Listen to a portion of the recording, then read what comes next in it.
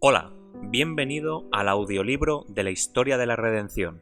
Hoy narraremos el capítulo 42, los años de ministerio de Pablo. Pablo era un obrero incansable. Viajaba constantemente de lugar en lugar, a veces por regiones inhóspitas, otras por mar, en medio de tormentas y tempestades. No permitía que cosa alguna le impidiera llevar a cabo su obra. Era el siervo de Dios y debía cumplir su voluntad. De viva voz y por medio de sus cartas comunicó un mensaje que desde entonces ha ayudado y fortalecido a la Iglesia del Señor. Para nosotros, los que vivimos al final de la historia de la Tierra, el mensaje que dio nos habla claramente de los peligros que amenazarían a la Iglesia y de las falsas doctrinas que el pueblo de Dios tendría que enfrentar. Pablo fue de país en país y de ciudad en ciudad predicando a Cristo y fundando iglesias. Donde podía encontrar oyentes, trabajaba para contrarrestar el error y dirigir por la senda recta las pisadas de hombres y mujeres. A los que por sus labores en cualquier lugar aceptaban a Cristo, los organizaba en iglesias. No importaba cuán poco numerosas fueran, lo hacía igualmente. Y Pablo no olvidó las iglesias que había fundado así. Por pequeñas que fueran, eran objeto de su cuidado y su interés. La vocación de Pablo requería de él servicios de diversas clases. Trabajaba con las manos para ganarse la vida, fundaba iglesias y escribía cartas a las iglesias ya establecidas. No obstante, en medio de estas diversas labores, declaró: «Una cosa hago». Un propósito permanecía constantemente delante de él en todas sus tareas: ser fiel a Cristo, quien, cuando él blasfemaba su nombre y empleaba toda clase de medios disponibles para que otros blasfemaran también, se le reveló. El gran propósito de su vida consistía en servir y honrar a aquel cuyo nombre antes había despreciado tanto. Su gran deseo consistía en ganar almas para el Salvador. Los judíos y gentiles podían oponerse y perseguirlo, pero nada lo haría apartarse de ese propósito. Pablo recuerda su experiencia. Al escribir a los filipenses describió su experiencia antes y después de su conversión. Aunque yo tengo también de qué confiar en la carne. Si alguno piensa que tiene de qué confiar en la carne, yo más.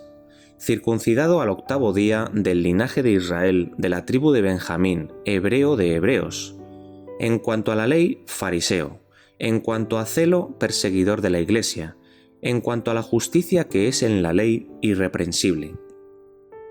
Después de su conversión, su testimonio fue: «Y ciertamente aún estimo todas las cosas como pérdida por la excelencia del conocimiento de Cristo Jesús, mi Señor, por amor del cual lo he perdido todo, y lo tengo por basura, para ganar a Cristo, y ser hallado en Él, no teniendo mi propia justicia, que es por la ley, sino la que es por la fe de Cristo, la justicia que es de Dios por la fe».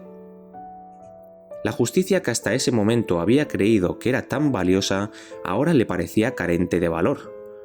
El anhelo de su alma era, a fin de conocerle y el poder de su resurrección y la participación de sus padecimientos, llegando a ser semejante a él en su muerte, si en alguna manera llegase a la resurrección de entre los muertos. No que lo haya alcanzado ya, ni que ya sea perfecto, sino que prosigo por ver si logro así aquello para lo cual también fue asido por Cristo Jesús. Hermanos, yo mismo no pretendo haberlo ya alcanzado, pero una cosa hago, olvidando ciertamente lo que queda atrás y extendiéndome a lo que está delante, prosigo a la meta, al premio del supremo llamamiento de Dios en Cristo Jesús. Un obrero capaz de adaptarse. Veámoslo en la celda de Filipos, donde a pesar de que su cuerpo estaba traspasado de dolor, su himno de alabanza interrumpió el silencio de la medianoche.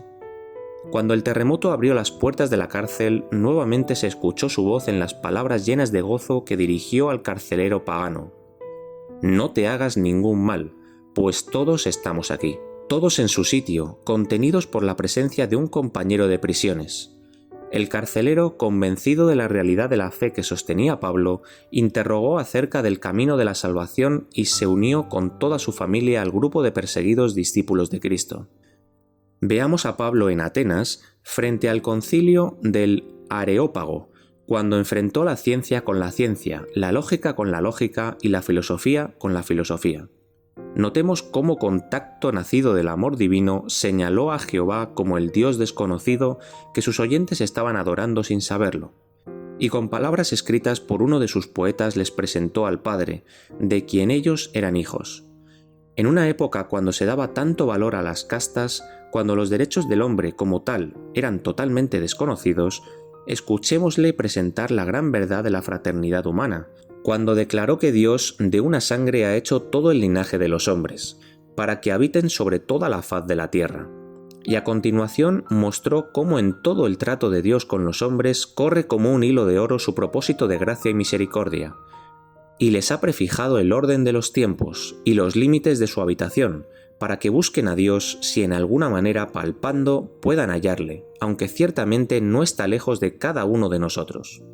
Escuchémosle en la corte de Festo, cuando el rey Agripa, convencido de la verdad del Evangelio, exclamó: «Por poco me persuades a ser cristiano».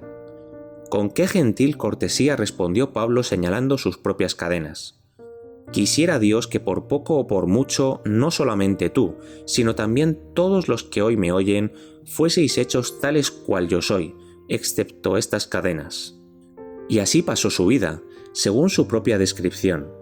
En caminos muchas veces, en peligros de ríos, peligros de ladrones, peligros de los de mi nación, peligros de los gentiles, peligros en la ciudad, peligros en el desierto, peligros en el mar, peligros entre falsos hermanos, en trabajo y fatiga, en muchos desvelos, en hambre y sed, en muchos ayunos, en frío y en desnudez. Nos maldicen, dijo, y bendecimos, padecemos persecución y la soportamos. Nos difaman y rogamos, como entristecidos, mas siempre gozosos, como pobres, mas enriqueciendo a muchos, como no teniendo nada, mas poseyéndolo todo. Ministerio en cadenas. Aunque estuvo preso por muchísimo tiempo, el Señor llevó adelante su obra especial por medio de él. Sus cadenas debían ser el medio de diseminar el conocimiento de Cristo para glorificar de este modo a Dios. Al ir de ciudad en ciudad para ser sometido a juicio, su testimonio con respecto a Jesús y a los interesantes incidentes de su propia conversión que relataba ante reyes y gobernantes, los dejaba sin excusa con respecto a Jesús. Miles y miles creyeron en el Señor y se regocijaron en su nombre. Vi que el propósito especial de Dios se cumplió en el viaje que Pablo hizo por mar.